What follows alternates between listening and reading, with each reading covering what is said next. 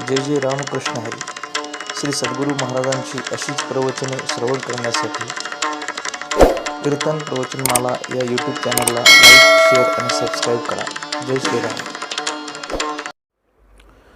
श्रीराम जय राम, जय जय राम.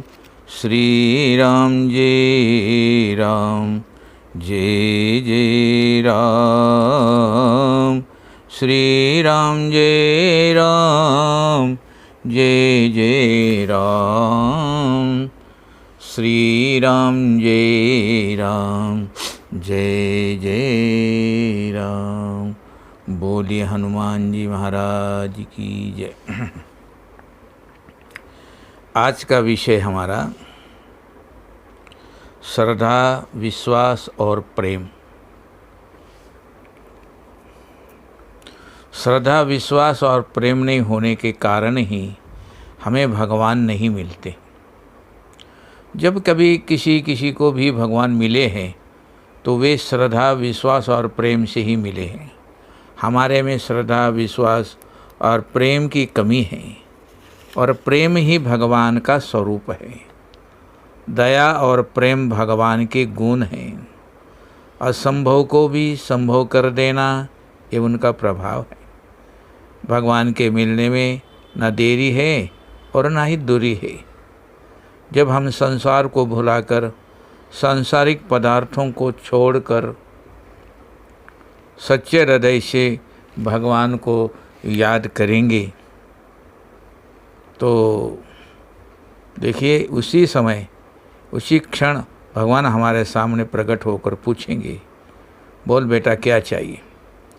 ये जानते हुए भी कि सांसारिक पदार्थ, वस्तु और व्यक्ति सब के सब विनाशी हैं, प्रत्येक क्षण उनमें परिवर्तन हो रहा है, तो भी हमारा उनसे जितना प्रेम है और उनके ऊपर जितनी श्रद्धा, विश्वास है उतना भगवान पर नहीं है. किसी को धन चाहिए तो किसी को मान सम्मान चाहिए. खुदा खुद ही करता है अपने बंदों की निगरानी. नया मंजिल, नया तकिया और नया दाना, नया पानी. खुदा खुद ही करता है अपने बंदों की निगरानी. नया मंजा, नया तकिया, नया दाना पानी. और जब तुझसे न सुलझे तेरे उलझे हुए धंधे तो भगवान के इंसाफ पर छोड़ दे अब ये बंदे. वही तेरी मुश्किलें आसान करेगा. जो तू न कर सका वो भगवान करेगा. इतना होते हुए भी यदि किसी का मन नहीं माने तो भगवान से याचना करने पर भी कोई हर्ज नहीं. लेकिन धैर्य का सहारा नहीं छोड़ना चाहिए. भगवान तर्क का विषय नहीं है. वे अवश्य मिलेंगे और उनके मिलने में केवल आवश्यकता है श्रद्धा, विश्वास, प्रेम की. ये तर्क करने वाले को तो भगवान मिलते ही नहीं. जो महापुरुष श्रद्धालु होते हैं उनकी बुद्धि में कभी तर्क होता ही नहीं. जो श्रद्धाहीन लोग होते हैं देवता भी उनकी सेवा, पूजा स्वीकार नहीं करते. श्रद्धा के समान देवी संपदा का और कोई गुण है ही नहीं. सत्संग से, भगवत कथा श्रवण से माता श्रद्धा की प्राप्ति होती है. सांसारिक व्यक्तियों की चमक धमक देखकर, उनकी लच्छेदार बातें सुनने से उन्हीं के ऊपर श्रद्धा बढ़ती हैं और फिर उन्हीं के ही दोष देखकर श्रद्धा कम हो जाती.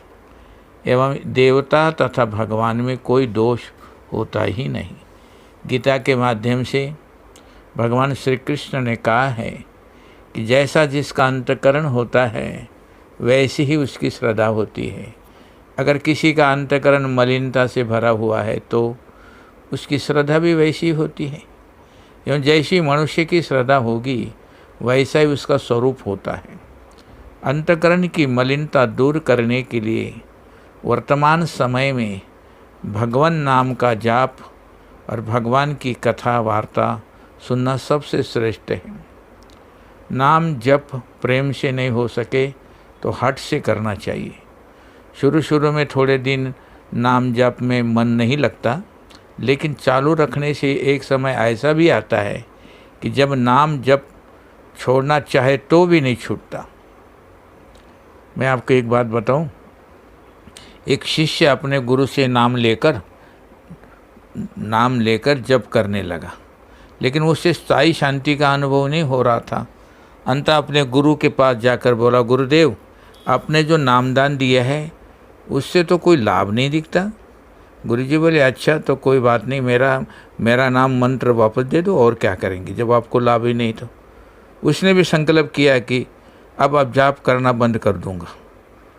वो उसी समय जब गुरु के वहाँ से वापस आने लगा तो उसका अपने आप जाप चालू हो रहा था। फिर वापस गुरुजी के पास आकर बोले, गुरुजी, आपके मंत्र का तो जाप बंद ही नहीं हो रहा है, क्या करूं? गुरुजी बोले, जाप चालू रहता है तो उसमें तुम्हारा क्या हर्जना, हानि तो नहीं हो रही है? क्या हानि हो रही है? शास्त्र और संत महात्माओं श्रद्धा विश्वास होने पर भी भगवान की प्राप्ति हो सकती है। शास्त्र कहते हैं कि भगवान हैं और संत महात्मा कहते हैं कि भगवान हैं, तो शास्त्र के वचनों से भी संत महात्माओं के वचन विशेष बलवान होते हैं, क्योंकि उन्होंने भगवान का साक्षात्कार किया है। संत महात्माओं के कहे अनुसार साधन भजन करने वाले का तुरंत कल्याण हो जाता है। किसी नकली श्रद्धालु से महात्मा से कहा, महाराज मेरे लिए कोई सेवा हो तो आदेश दीजिए। महात्मा बोले, अमुक आश्रम में 5 बोरी आटा और 10 कंबल भिजवा दीजिए। इस पर वो बोले, महाराज इस समय कंबल ओढ़ने का तो मौसम है ही नहीं, गर्मी के दिन चल रहे हैं। तो महात्मा बोले, अच्छा तो केवल आटा ही भिजवा दो। उसने कहा, महाराज अब अपने यहाँ गेहूँ का दाम महंगा है और 5-7 दिन में भाव गिरने वाले हैं, क्योंकि दूसरे प्रदेश में से गेहूँ सस्ते भाव में आने वाले हैं। यूँ गेहूँ का सस्ता भाव होने के बाद आटा भेजने का विचार करूँगा। तब महात्मा ने कहा, जैसे तुम्हें उचित लगे वैसा करना। ऐसी श्रद्धा रखने वाले का कल्याण कैसे हो सकता है बताओ? जो फल सतयुग में ध्यान से मिलता था, त्रेतायुग में यज्ञ करने से, द्वापर में सेवा पूजा से प्राप्त होता था, वही कलयुग वर्तमान समय में श्रद्धा विश्वास और प्रेम से मिलता है। एक धनी व्यक्ति किसी आवश्यक कार्यवश घोड़े पर सवार होकर किसी गांव जा रहा था, तो रास्ते में एक ठग ने उसका अच्छा घोड़ा देखकर उसका पीछा किया और मन में पक्का विचार किया कि किसी भी तरह इसका घोड़ा ठग कर ले जाऊंगा। उसने घोड़े सवार के पास जाकर पूछा, भाई आप इतनी जल्दी कहाँ जा रहे हो? घोड़े सवार ने गांव का नाम बताया कि फलाने गांव जाना है।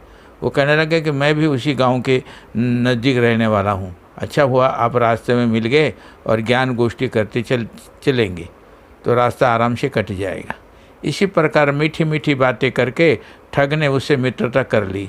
घोड़सवार ने उससे कहा, अच्छा भाई तो आप भी मेरे साथ घोड़े पर बैठो और ज्ञान गोष्ठी बातें सुनाते सुनाते चलना। दोनों एक ही घोड़े पर सवार होकर चलने लगे। देखिए, अभी वैराग्य, ईश्वर भक्ति और मुक्ति जैसे परमार्थिक विषयों की चर्चा करते हुए ये ठग ने कहा कि इस नश्वर संसार में भगवान का भजन करना ही सार है और बाकी सब बेकार है। जीवन का कोई भरोसा नहीं कि किस क्षण मृत्यु का ग्रास बनकर नष्ट हो जाए। ऐसे नश्वर जीवन को प्रत्येक क्षण भगवान के भजन, ध्यान एवं आत्मचिंतन में लगाना चाहिए। एवं भगवान की प्राप्ति के बिना इस संसार में सुख शांति मिलना असंभव है। भगवान ही एकमात्र सभी दुखों को दूर कर शाश्वत सुख प्रदान करने वाला है। वह अज्ञात रूपी अंधकार मिटाने के लिए सूर्य के समान है। आत्मकल्याण की कामना करने वाले शिष्य के लिए गुरु की वाणी पर पूर्ण विश्वास करके उसके बताए हुए मार्ग पर चलना और उसकी आज्ञा का पालन करना परम धर्म है। जिसे गुरु को वाणी पर विश्वास नहीं, जो उसकी आज्ञा का पालन नहीं करता, उस शिष्य का कल्याण कभी नहीं हो सकता। इस प्रकार की बातें कहकर ठग ने अपने लिए घोड़सवार के हृदय में अगाध श्रद्धा उत्पन्न कर ली। घोड़सवार सरल और निष्कपट हृदय का था, भोला भाला व्यक्ति था। ठग के उपदेश उसके हृदय में उतर गए। जीवन की नश्वरता उसे साफ साफ दिखाई देने लगी और वैराग्य की बातें सुनकर दैव योग से उसका वैराग्य जाग गया। यह भगवान के दर्शन करने और मिलने की व्याकुलता बढ़ने लगी। ठग के चरणों पर गिर पर कहने लगा कि हे गुरुवर, इतने दिनों से आप कहाँ छुपे हुए थे? आज आपने मुझे अनेक जन्मों के मोह निद्रा से जगा दिया, नहीं तो मैं जीवन भर बेहोशी में ही पड़ा रहता। निश्चय ही आप भगवान को प्राप्त कर चुके हैं, जिसकी वजह से आपके अंदर ज्ञान, वैराग्य और भक्ति का प्रकाश उदय हुआ है। आपके जैसा गुरु मुझे और कहीं मिलना असंभव है। सच्चे गुरु की खोज में मैं और कहीं नहीं भटकने जाऊंगा। एवं मुझे पूर्ण विश्वास हो चुका है कि आप ही मेरे गुरु हैं। मेरे ऊपर दया करके मुझे आज ही इसी समय भगवान का दर्शन करा दीजिए। ठग अपना मन ही मन प्रसन्न हो रहा था कि तीर पूरे निशाने पर लगा और अब इस अवसर पर पूरा लाभ उठाना चाहिए। उसने ऊपर से अपनी उदासीनता व्यक्त करते हुए कहा, भाई साहब, तुमने मुझे महात्मा मान लिया, परंतु मैं तो महात्मा नहीं हूँ तथा मैं भी तुम्हारे जैसा साधारण व्यक्ति हूँ और मैं स्वयं ही अज्ञान रूपी अंधकार में भटक रहा हूँ। तब तुम्हें ज्ञान का प्रकाश कैसे दे सकता हूँ? सच मानो तो कुछ भी नहीं जानता मैं। गुरु बनने की तो मुझ में कोई योग्यता भी नहीं है। और अब उसी वाणी को क्यों नहीं मैं सुन पा रहा हूँ? मेरे समझ में नहीं आ रहा है ये क्या हो रहा है, कैसे हो रहा है। तुम्हारा जो घोड़सवार जो है कि ठग के श्रद्धा और पक्की हो गई। उसने कहा, ये तो आपकी महानता है कि आप स्वयं को छोटा मानते हैं और अपनी मान बढ़ाई नहीं चाहते। परम ज्ञानी होकर भी अपने को अज्ञानी बतलाते हैं। महात्मा होते हुए भी अपने को साधारण व्यक्ति समझते हैं। मैं आपको भली भांति जान चुका हूँ। अब गुरुवर, आपको मेरा उद्धार करना ही पड़ेगा। कृपा करके शीघ्र बताइए कि मुझे भगवान कैसे मिलेंगे और कब मिलेंगे। ये कथा हम कल श्रवण करेंगे। श्री राम जय राम, जय जय राम। श्री राम जय राम, जय जय राम। श्री राम जय राम, जय जय राम। श्री राम जय राम, जय जय राम।